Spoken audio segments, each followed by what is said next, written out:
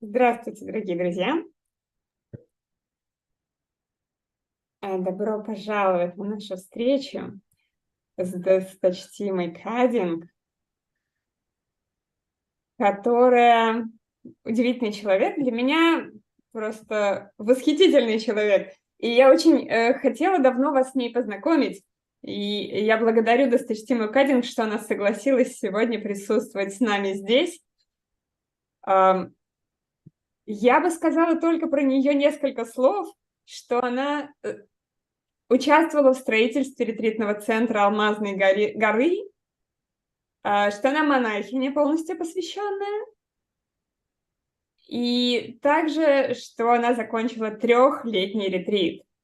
3 года, 3 месяца и 3 дня. 1000 дней. И вообще она ведет кучу проектов и огромное количество делает всяких добрых дел. И поэтому я не знаю всего, что она делает.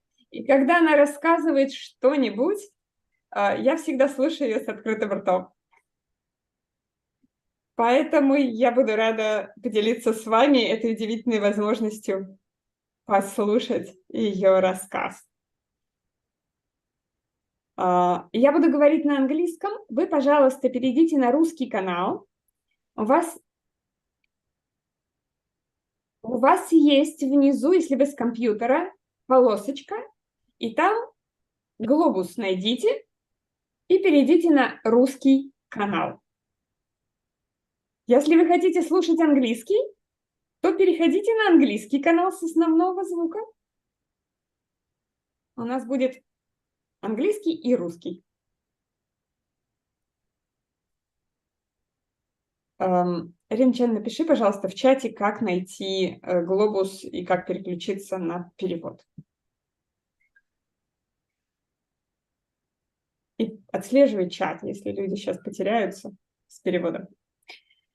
Okay. So, welcome, dear Karila. Good morning, and thank you for having me. Thank you for joining, and thank you for agreeing to tell us about you.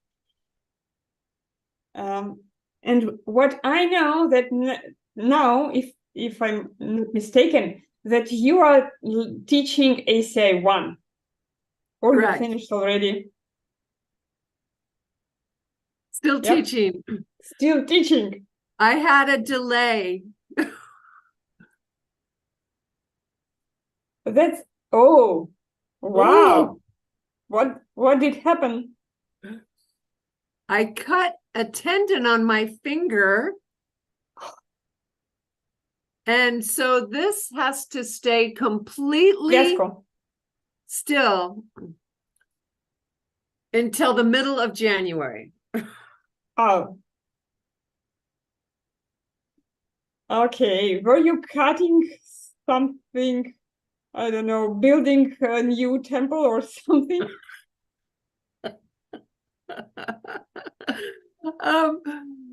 Well, it's a funny story. A volunteer was here ironing on my glass top desk and broke the glass with the iron, the hot iron. So I was replacing the glass and cut the tendon on my finger. Oh my God. So it takes longer to heal than bones. So many things have come to a stop. I'll take a little rest for a while. It's not so bad. Only do 10 things instead of 20. Wow. Okay. So could you tell us, maybe we can start with that point, about your 10 things you're doing? Well, I live and work at Diamond Mountain, which is a dream for me that's so happy to live. I'm a founder at Diamond Mountain and helped start the place, built a home that I can live in here forever. And I host people who come here. So I'll hope to host you sometime. And I take care of all the rituals at Diamond Mountain, the ceremonies. I teach Dharma classes to the volunteers. And I'm also within 10 feet of Geshe Michael, you know, and that's very dangerous because then you get a lot of projects assigned to you. So I'm involved with habitat restoration for the animals here at Diamond Mountain. And we're replanting trees and bushes and flowers that were cut down 150 years ago. And we're having to do a lot of earthworks to slow the water down as the rain comes down the mountain, so it will stay and water the seeds that we've planted.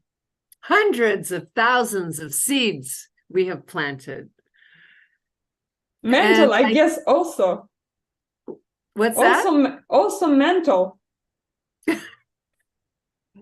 Exactly. He's using the trees as an example these days. I don't know if you've noticed that maybe enlightened beings can talk to us through the trees. So we're planting a lot more of those here. And in Bowie, we inherited some property from our dear Anipalma.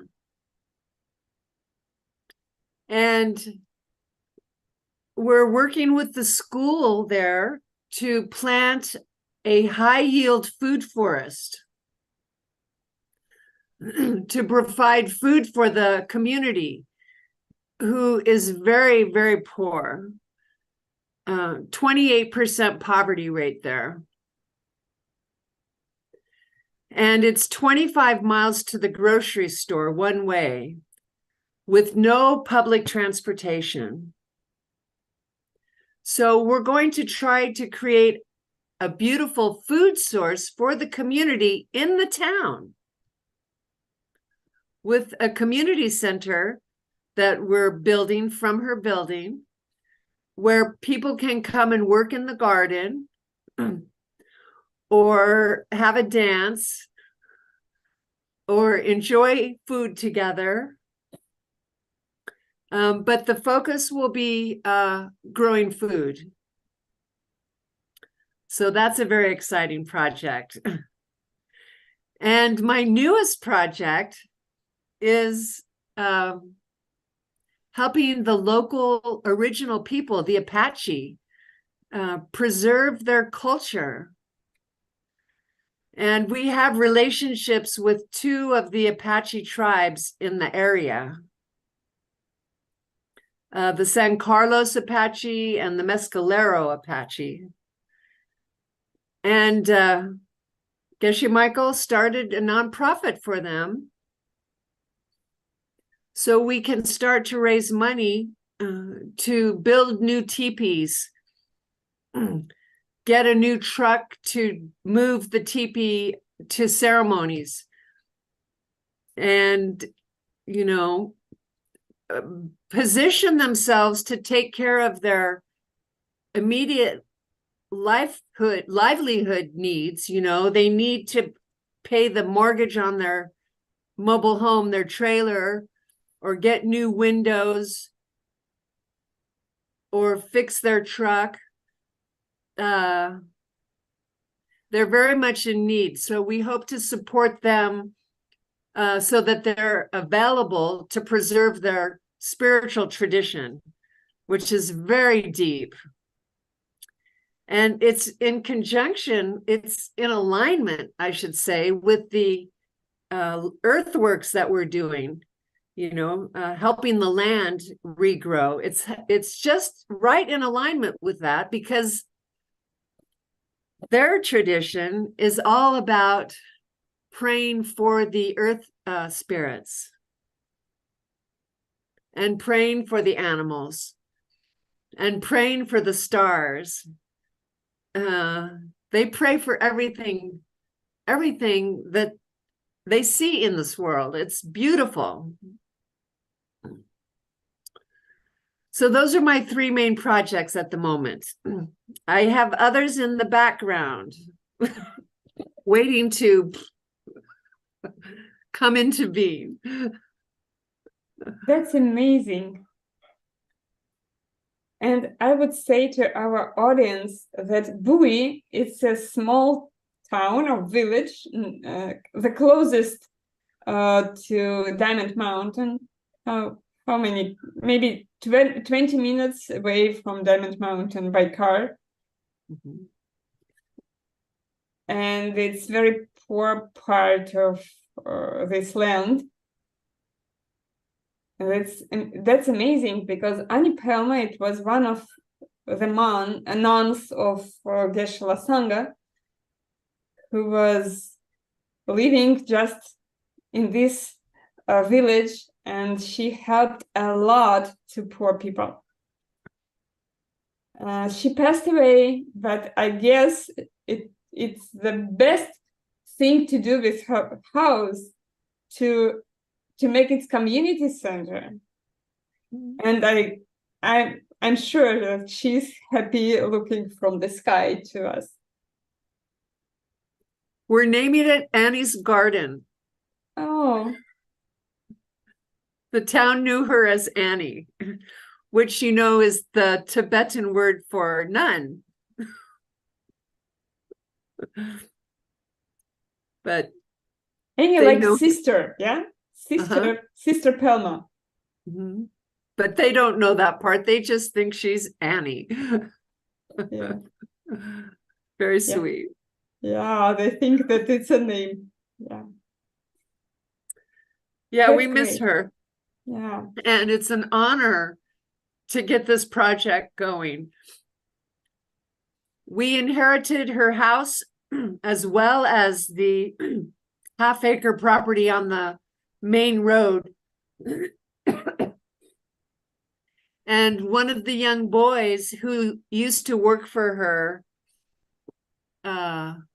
rents the house. He has 2 babies now. And Geshe Michael saw him at Annie Pelma's funeral, if you know what I mean. And he said, hire that boy. He was only 17. He will be a community leader.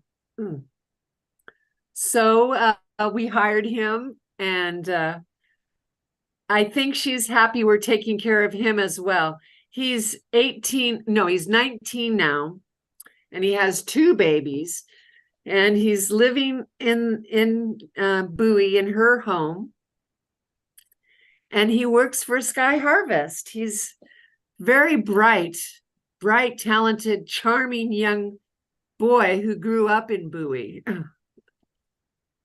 And it's wonderful to serve him. We are supporting him to finish high school.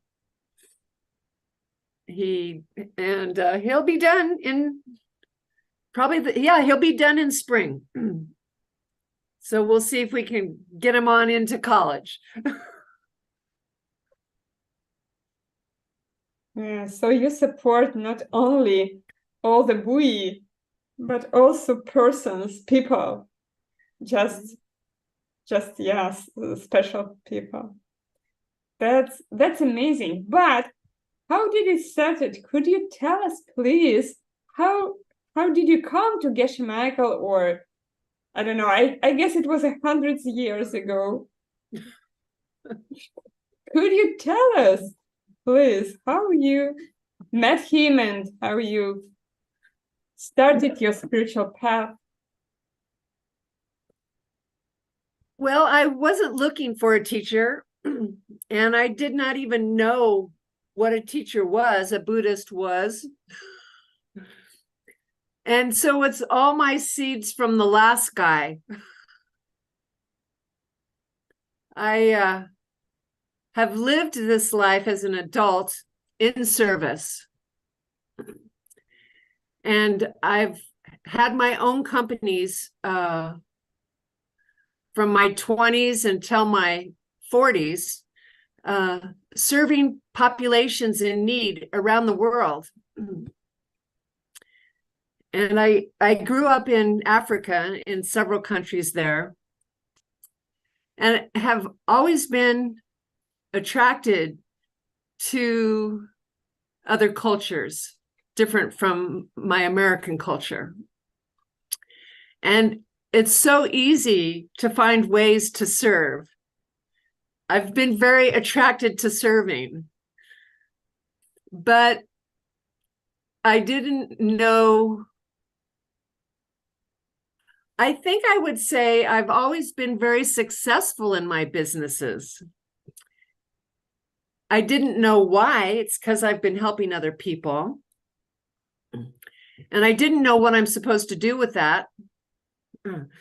So I think I burned off a lot of my good seeds living the good life, you know. And I had children. Let's see here. When I was 35, and I wanted to move into the country. I did not want to raise them in the city. So I looked around and I found a long dirt road outside of Tucson, Arizona. I brought my children to Arizona so they could be close to their grandma.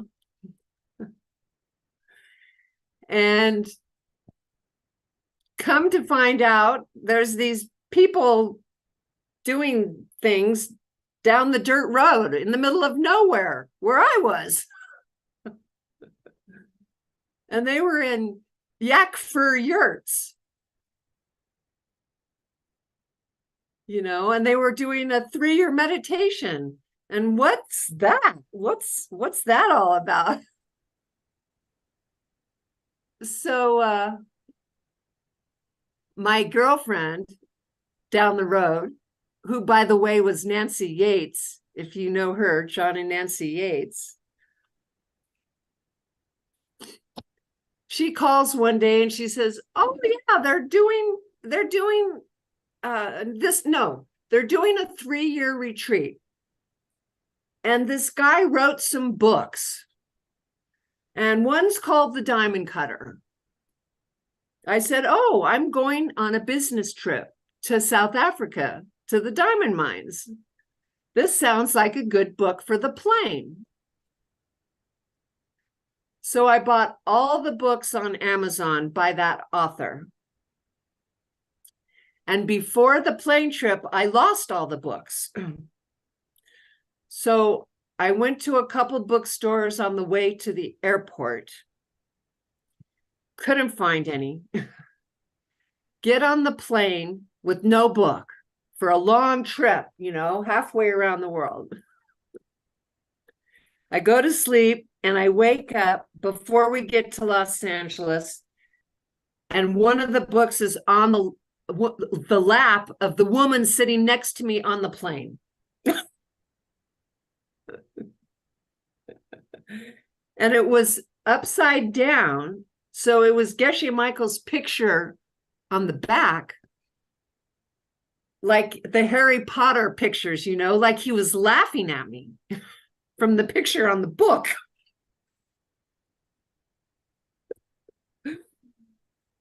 So I knew in that moment my life was going to change.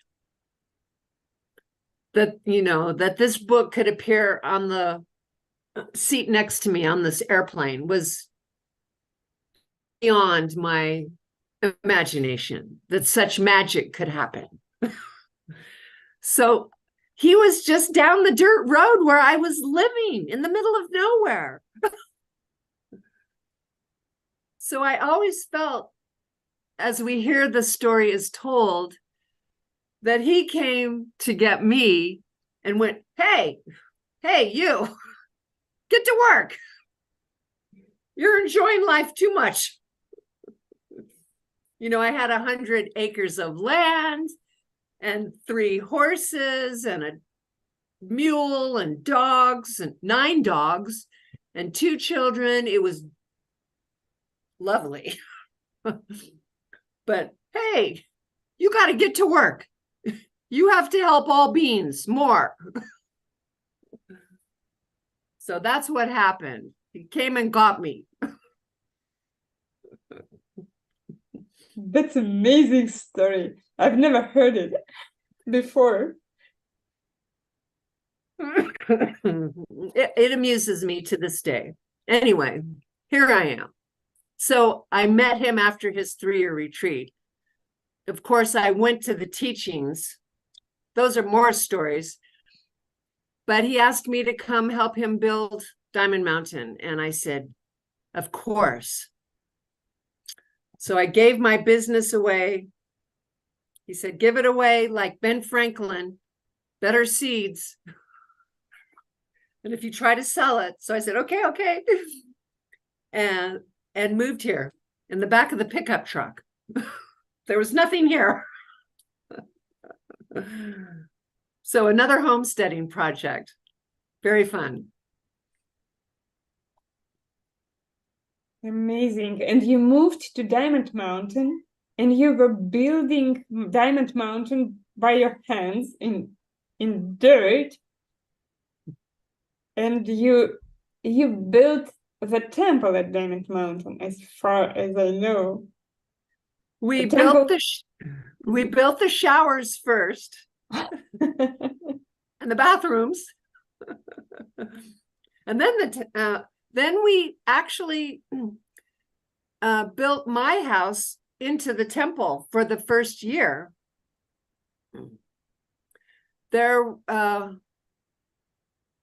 Let's see here, David and Sumati and Sarani Stump, they were the other founders who came and built a house. And I hosted the college for a year at my house. And then we built the temple. So that took a while. But Geshe Michael asked me to come build him a mud yurt, an adobe yurt on the highest mountain. So I learned the secret of working with a teacher. All you have to do is say, okay. Yes, sir. Yes, ma'am. Okay.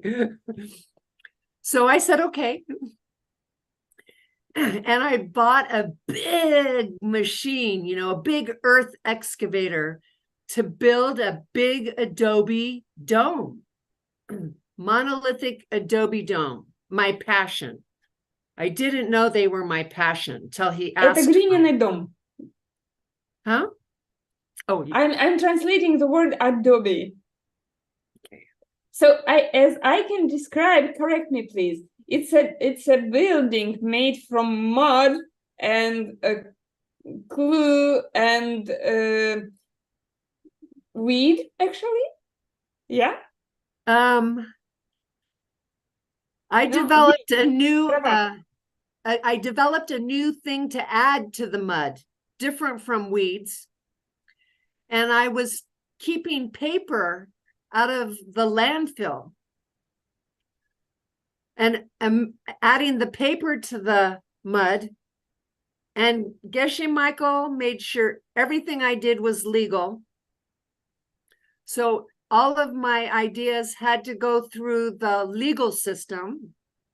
I had to change a few laws to make them that way. That's the funny thing. You changed the few laws. Wow. Well, like the composting toilet, it took me 5 years to get a perfectly simple, logical, powerful way to take care of our poo-poo. Everybody does it. So let's manage it in a way that helps the earth. Anyway, that idea took 5 years, but he funded and supported everything I did. So we got things engineered, tested, quantified, so that the legal system, the building code, they would say, oh, okay. You know, no problem, you can do this. So everything I did also, by the way, is, I want to say, on the cheap, is low cost, because I want to see humans as a species learn how to live on this planet in a way that doesn't take advantage of the resources, waste the resources, make pollution. You know, we're so heavy on our use of the beauty of this world. We're hurting it. So everything I like to do is in synchrony with the Earth systems. So the Earth dome is beautiful. It's the perfect house. The composting toilet is the perfect toilet.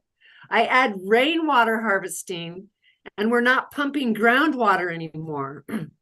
And people in the desert can even have water. So that's another part of Annie's garden. It's going to be focused on rainwater harvesting. Again, Geshe Michael said, you can't make enemies with the neighbors. And we have a lot of commercial agriculture coming into Cochise County, where we are. And they put their wells way down, 2,500 feet to the bottom of the aquifer. Do you need to explain that word? The water table, the aquifer?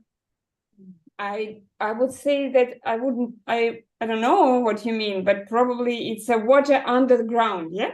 Yes.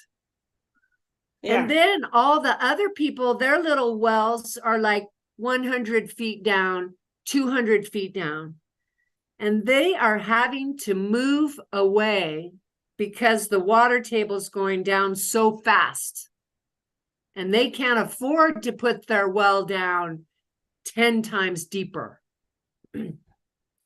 So rainwater harvesting is important right now in our world. Anyway, back to the dome story that makes it so funny. Yes, please. Let me please explain a little bit about this water thing. Oh, okay. Yeah. Okay.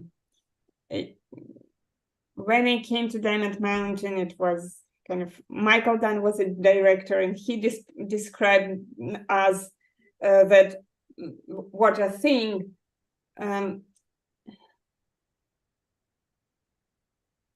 Если можно, я пойду на русский канал. И слышно меня на русском канале? Я расскажу чуть-чуть про эту воду. Это как бы озеро под землей. И мы оттуда качаем воду, когда мы делаем скважину. Это глубокая-глубокая скважина до этого озера. И когда мы делаем очень глубокую скважину, то мы эту воду используем. И люди, у которых скважины менее глубокие, они не получают воду, потому что уровень воды уменьшается. И это запас воды на планете, который мы тратим. Поэтому вода быстро кончится. И у людей не хватит, и у ближайших городов не хватит, потому что города используют эту воду. Поэтому то, что делает досточтимый Кадинг, это их проект использует дождевую воду, потому что дождевая вода есть, но она с гор быстро течет вниз, она быстро испаряется, очень сухой воздух, все это быстро уходит в воздух. И поэтому эта вода не используется растениями. И очень важно в пустыне использовать эту дождевую воду, ее поймать, задержать и использовать для полива растений. И проблема в горах, в пустынных горах в том, что та вода, небольшое количество воды, которое есть во время дождя, сезона дождей, она быстро уходит и ничего не поливает толком. Поэтому это очень важно, то, что делает досточтимая кадинг в экологическом смысле. Okay? And in the town, we're going to put gutters on all the buildings, on the rooftop. So when the water comes off the roof, it goes into the gutter and then goes down into storage tank. So you can use the water for the humans as well. That's great. Okay. That's amazing. Okay, so the dome, building the dome on the tallest mountain. That's amazing story. I've heard the pieces about horses or mules who were going up on it's a big, huge mountain. And on the top of this mountain, there is a dome. Дом это как бы храм, маленький храм, наверное. So I brought the big machine. He said, no roads allowed up the mountain. So, the correct response is, okay. So how are we going to get everything up there? So the first thing I wanted to build was a cistern to catch water on the top of the mountain because we need water. So my friend Anatole says, oh, we should use body bags. The bags you put a dead body in? And we'll hang them over our shoulder and we'll get all our friends to go up the hill carrying things, the cement and the sand and the water we need. Well, that didn't work. And then he said, let's do a helicopter. We can carry it up. That was very expensive. So then we tried the horse and mule. That was so fun. So I would put 200 pounds on each one, and we would carry it up with the horse and mule to the top. Well, that didn't work either. Way too slow. While I am way too fast. Sorry. So then we decided to dig the hole with jackhammer. And we were concerned with the violence of digging the deep hole up there for the material to make the walls of the dome. So you'll see the dome is set into the earth because we dug the hole to use the dirt to build the walls.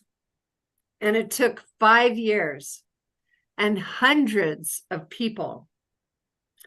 So I always enjoy thinking how if you take the road away, everything looks different.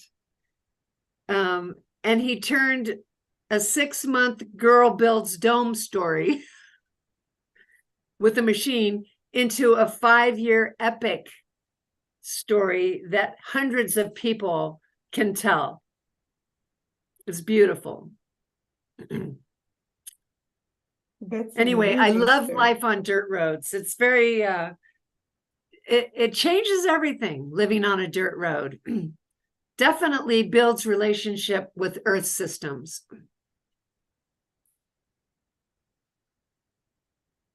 And I was there. It's wonderful, like, I don't know how to say it. It's like a stupa. It's for me, it looks like a stupa. And it's beautiful inside. Mm. It is beautiful. Yeah. And we didn't buy anything at the hardware store. I like to make things.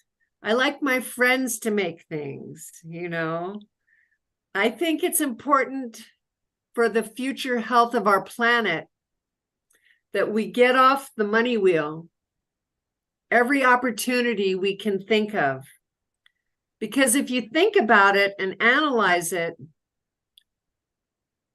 who we give our money to empowers them to behave in less sensitive ways than you might behave, in ways that you think might be kind to the earth and the beings who live around you. So you'll notice all the hardware on that dome was handmade. The door hinges, handmade by Sam. Sam made them. And the windows are made by Luke, you know, to keep the economy local. Number one, benefits the, you know, your friends. And it also reduces carbon emissions because that hinge wasn't made halfway around the world and put on a boat, put on a train, put on a truck, goes to the hardware store, you know, and payroll expenses for all the people in the hardware store to then bring that to my project. So I really like to encourage people to think about who they give their money to and to recognize this idea of a money wheel needs more personal attention and involvement. We need to keep our resources and use the resources that are right here, close to me. So my retreat cottage, by the way, had a white marble foundation. Oh. Right? That sounds fancy, but that was the local material. Oh, sorry, I have to have a white marble foundation. So anyway, thinking differently. We need to think differently right now. Our world needs our attention and our heart most of all. I've heard, so I was in your in your yurt where you did your 3-year retreat. It was weird for me first, and it was so sweet, just amazingly sweet. And instead of windows, there were bottles inside the walls. Something just unbelievable for me. Бутылки вместо окон, yeah? Yeah, it was great, but it was a yurt made of dirt. Did you do your 3-year retreat there inside of this building? I think you know more about me now. And what drove my design of my retreat house was thinking of very poor people around the world who needed shelter. So again, I did not buy things at the hardware store. I made my retreat house out of things that other people were throwing away. And my retreat house cost less, including the solar panels and the rainwater catchment and the composting toilet. It costs less than the permit to build it. So it proved to me that this is a home that's available to the very poorest of people on the planet.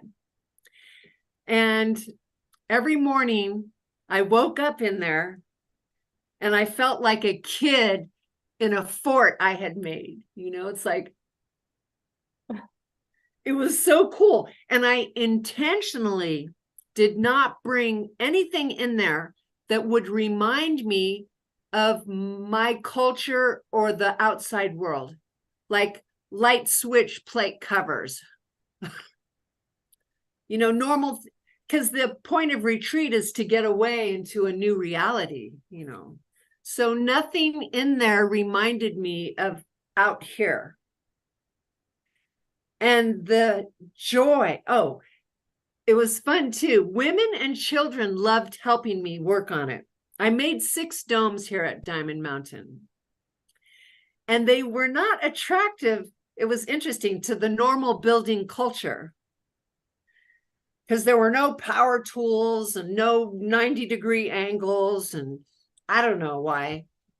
I don't know why it wasn't attractive. We had so much fun, you know, people drumming and singing, lots of food, kids playing in the mud, you know, sticking little pieces of tile that we got out of the garbage into the walls. I don't know. It's a community-based style of building, and it feels magical. So I really hope to get this structure into the Native American population at the reservation. They are the ones who inspired me, by the way, to get this method legal. It's legal with the International Building Code. And yeah, because it's quality housing. Aesthetically, I think beautiful. But to my culture, it's not beautiful. So it has not been maintained here at Diamond Mountain. It doesn't fit in. So I think the Native Americans will love it. It's a roundhouse, more like their hogans, you know, and their teepees. They like roundhouses. How could you raise up your children there at Diamond Mountain in the middle of nowhere? You had 2 boys, as far as I know, and they were pretty young. How is it possible? Well, when they were 2 and 4 years old is when I moved them to the middle of a 60-mile dirt road. And my 2-year-old had just gotten kicked out of daycare. He was so mad. We had left their dad recently, and I had started a community newspaper that I was trying to empower the community of Northwest Tucson to control their future, because subdivisions were coming in. You know, they were changing all the zoning from 3 acres per house to 8 houses per acre. So I wanted to protect that character, and it was a lost battle, you know, a losing battle. So when my younger boy got kicked out of daycare, I thought, oh my God, what am I going to do? How am I going to fight developers? How am I going to empower the community? I got to get my kid to daycare. And then I remembered I was a mom. Oh yeah, you're a mom. So let's go find another dirt road. So 30 days later, we were in the middle of nowhere. I mean, in the middle of a 60-mile dirt road. It's unheard of. And I had 36 beautiful acres on a river, in a forest, in the desert, but no house.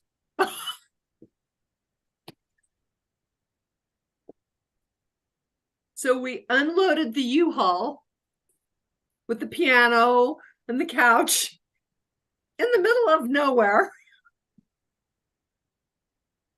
And, you know, it was the greatest way to be a single mom raising 2 sons. You know, we set up the camping tent, and, you know, the boys every day would help me figure out what to do next, how to provide shelter for ourselves. You know, we're from Earth. What do we do now? Oh, Mom, you could plug the coffee pot in at the well. Oh, okay. We called the phone company because I had to have internet. Sorry. Said, oh yeah, put the phone in that tree over there, please.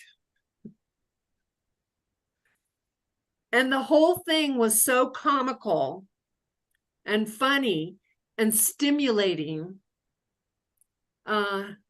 hard. But the 3 of us, from 2 years old and 4 years old, were in the wilderness and we created our infrastructure. We didn't have a lot of money either. You know, so we were having to be creative to provide shelter with no money. And it worked. I mean, it just was, I don't know. I think everybody should do it. I mean it. I'm serious. Connect with the earth, go jump into the woods and figure it out.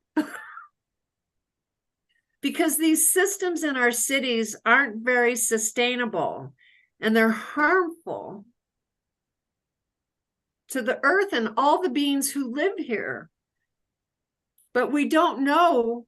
Nobody tells us, oh, we could go do it differently. You know, we're taught to just, here, live here. And we'll bring your groceries to you to, you know. Anyway, you know what I'm saying.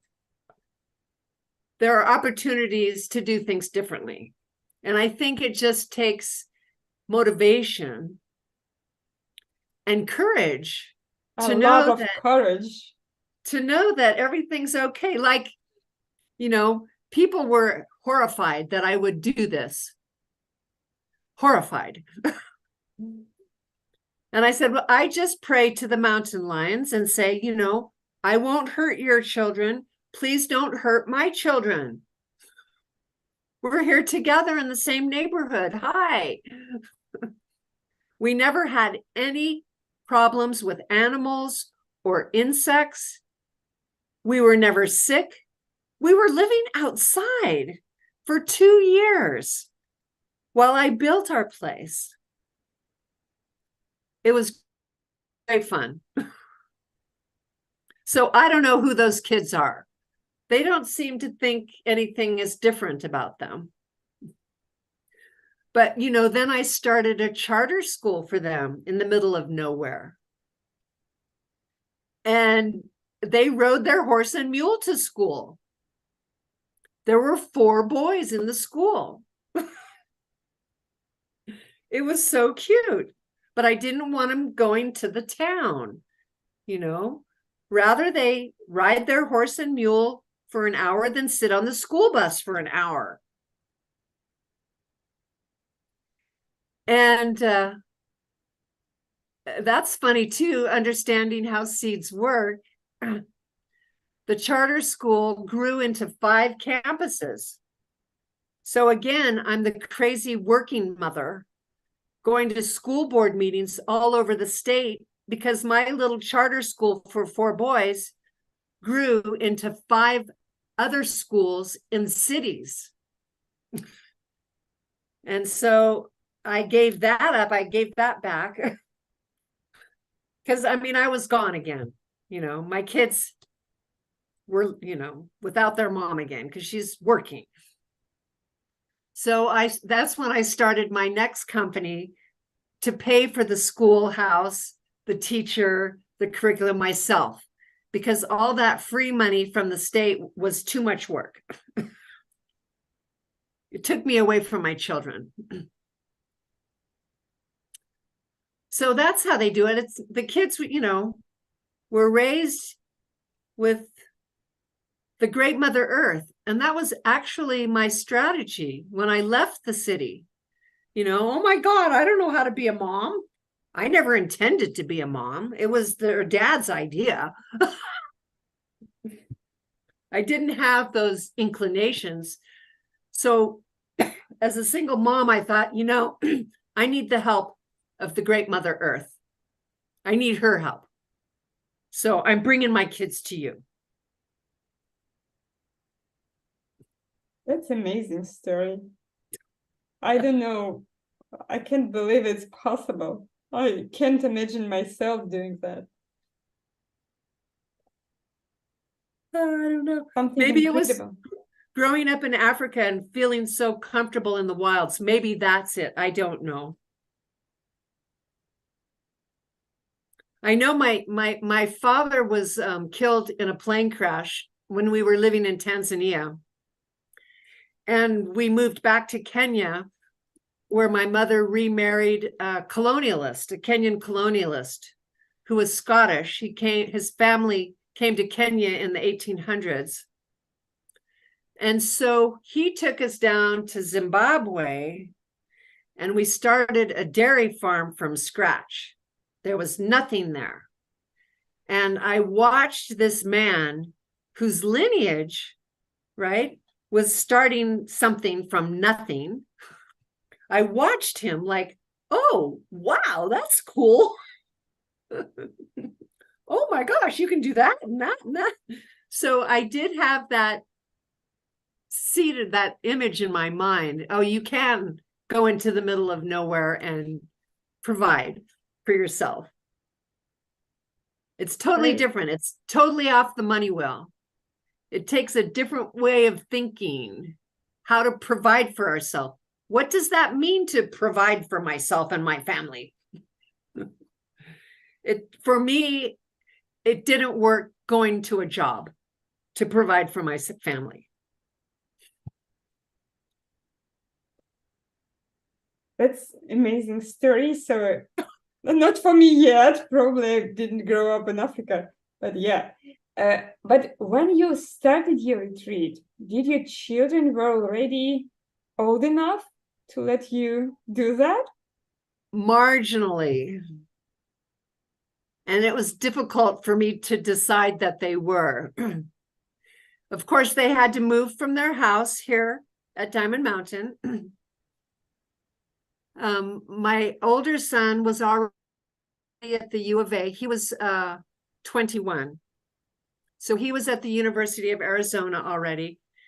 And my 19-year-old, he was, I don't know. He wasn't happy. No, he wasn't happy. But I had to do 3-year retreat. And I thought, he's 19. So that's a horrible decision I still find myself struggling with, actually. But I had to do it. It changed my life. I had to do it.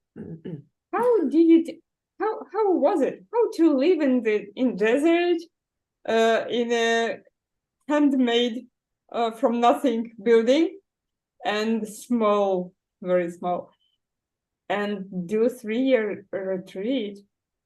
How is it? Well, again, because I'm always thinking of sustainability, I did the experiment for the smallest size. My culture likes to think big, big, big, big. I like to think small, small, small. What's the least amount of infrastructure that I need to support this member of the human species? So I put my kitchen outside. I put my bathtub outside. And I just had the one room. And then I had a storage room and a library, another dome. I don't know. I've done a lot of sailing in boats. I come from a lineage of pilots. We fly airplanes. That's very small space. So it's like, being in a rocket ship or something. You've got all your controls right here. You've got your altar, your bed, everything is efficient. I love efficiency of space. And the ceilings were very tall. So I think mentally the height helped with the small floor space. And then the light coming through all the colored glass all through the day was like living in a cathedral. And this dancing light of different colors was energizing. I loved it. I loved it. I just loved it. I actually thrilled living that way because I thought, oh my God. Oh, I think I had the best bath system in the whole retreat. I had 2 70-gallon hot water heaters. Of course, they were broken ones, right? They did not work. Put them in a box with glass over the top. So I had 140 gallons of hot water heated by the sun. Then I had, I guess I'll call it an irrigation tank. A tank out in the courtyard, surrounded by flowers that I could get into outside and take a bath under the sky, under the stars. It was beautiful. Hot water outside under the stars. If it was cold, I had a wood piece I could put over me and I could sink down. It was so big, I could be like in a sauna. I had a sauna. So I would laugh a lot. I had so much fun. I had my garden right behind the breakfast bar.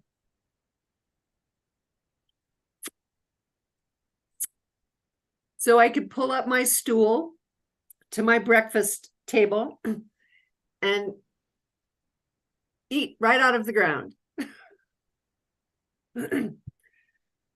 So living simply, creatively, out of the box, so to speak. I mean, it's just a great adventure for me. It's totally fun. You should have seen the place I built on the San Pedro River. I actually built 2 of them, very different from each other, but outrageous. And I think, you know, when Geshe Michael came out of his 3-year retreat, he came and visited the new people from the area, the neighbors. And I think when he saw my places, he said, yeah, come help me build Diamond Mountain. Yeah, I just don't restrict my designs, my architecture, my materials to what everybody else is doing. I'm trying to think of what's best for the earth and for the people in need of shelter. And how best to have fun. I have to confess too, by the way, that being a mom was the greatest cover, you know, because it was my job as mom to make sure everybody was having fun.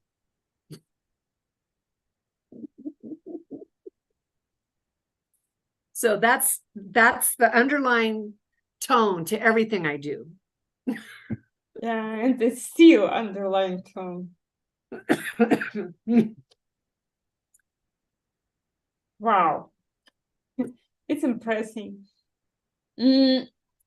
We talked a lot about your projects and ecological relationships and human relationships.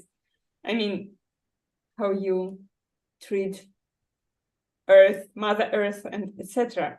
But could we move to your spiritual practice a little bit, please? Could you tell us, retreat, going out of the cities, work, and all this stuff, why normal people should be interested in it, and what it may bring to them, and what it brought to you? With pleasure. Thank you. So when I first met my teacher, and this whole idea of Buddhism, I got it. You know, my seeds ripened again from that last life. It was like, wow. Everything is empty of nature. Nothing is fixed in the world as I think it is. And all I have to do is change the way I think just a little bit, because I already think pretty different. And I can change my whole world. it was astounding. So I was hooked from day one. And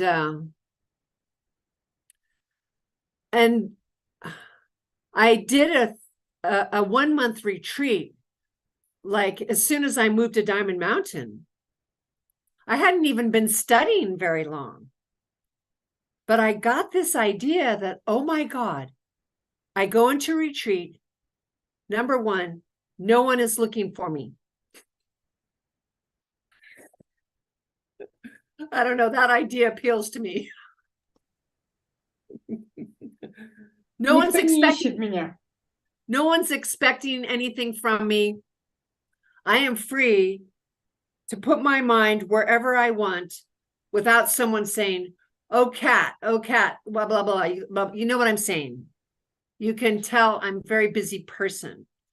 So the first benefit of retreat that appealed to me hugely was that I'm left alone with my own mind to go where it wants to go.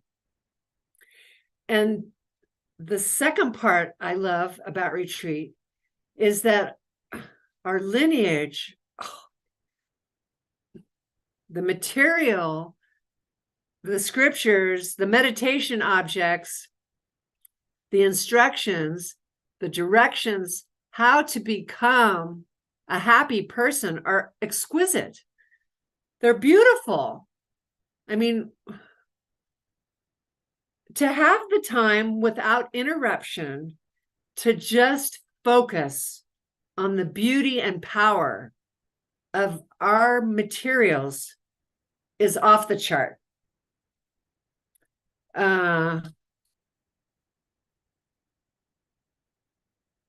So that's what I love about it.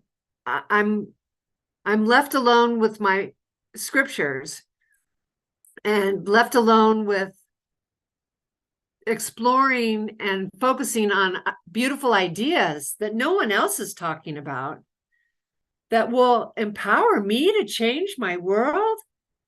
That's fantastic. And people, of course, said, well, didn't you miss your teacher while you were in 3-year retreat?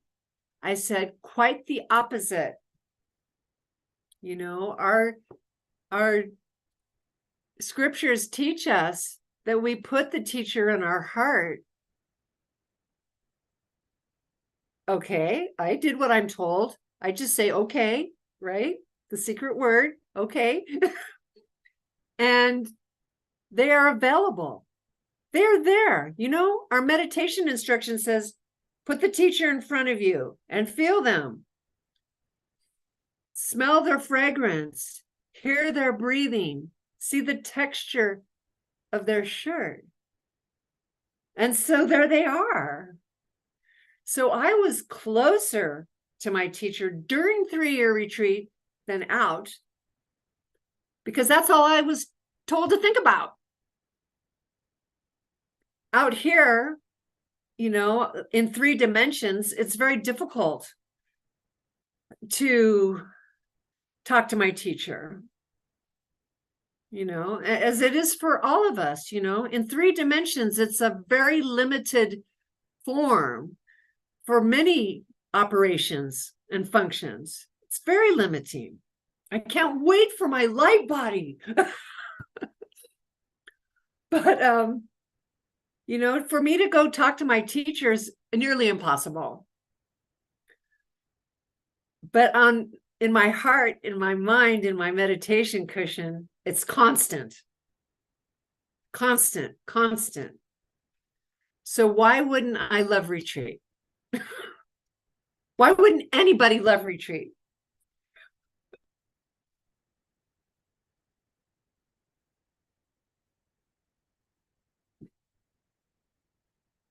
That's great.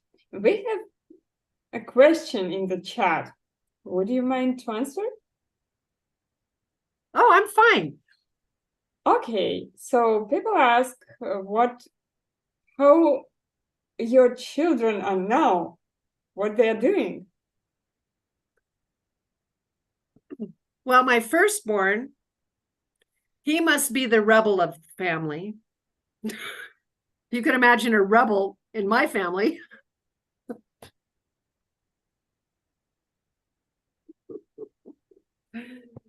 He has a very different lifestyle than how he was raised.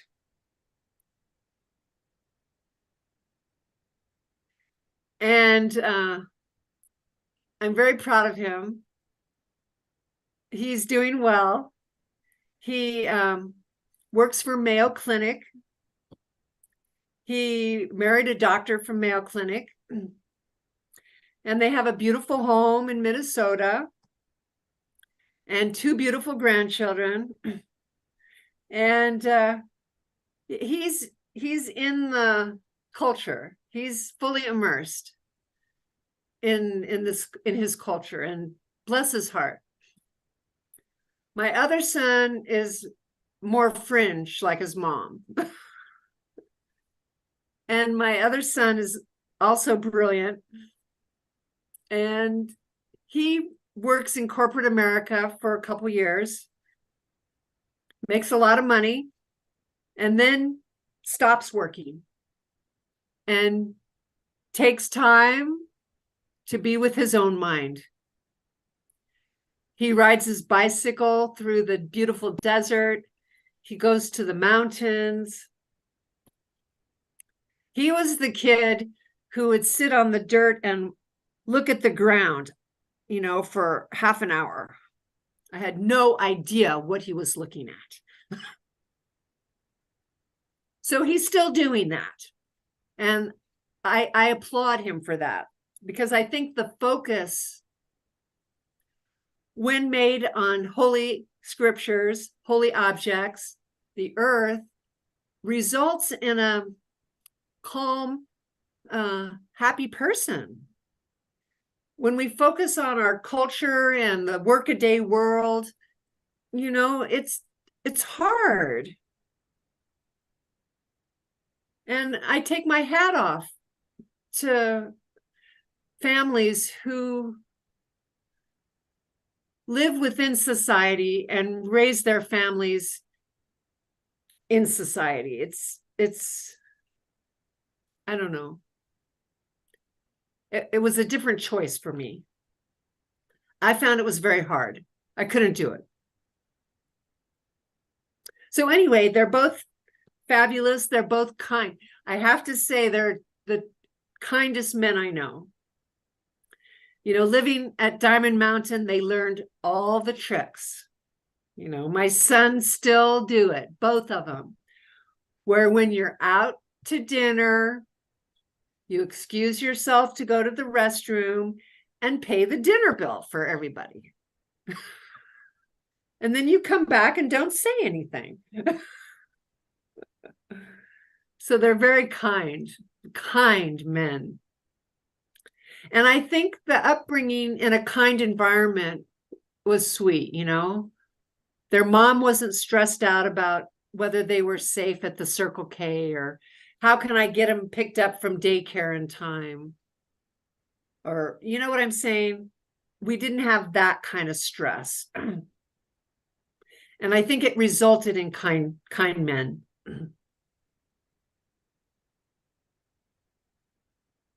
That's a great example for all of us, I believe.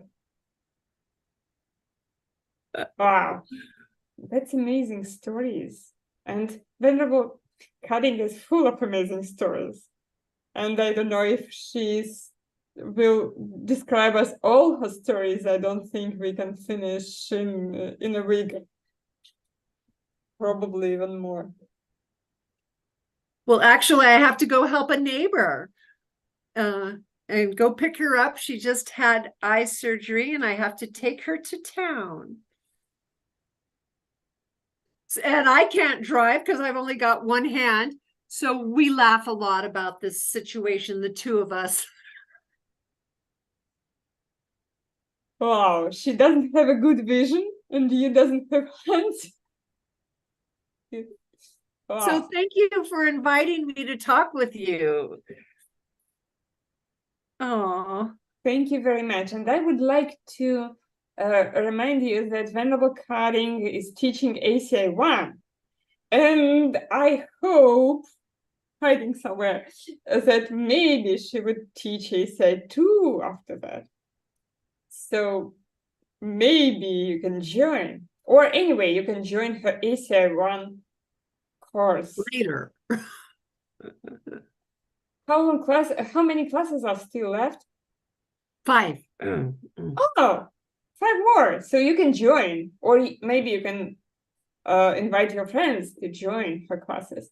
And they are translated into Russian and Spanish. Yeah, correct? Mm-hmm. So you will have it's in Russian, even. And for me, she's an amazing teacher. So you can see it by yourself. Thank you very much for your beautiful stories, and maybe we could invite you next time to hear more about your Dharma practices and about your realizations and about your maybe a retreat outcome or something. I'd love to share that. I think in summary, just do what the teacher says to do, and you're golden. You're golden. And you are the beautiful example of that practice. Well, Thank and you are too. So thank you so much for inviting me. Thank you so much for coming, for agreeing to come. Thank you, everyone, for being with us today. And I enjoyed it. I just enjoyed it. Thank you. Thank you. Have a wonderful day. And you. Thank you. Thank you, everyone. Bye-bye.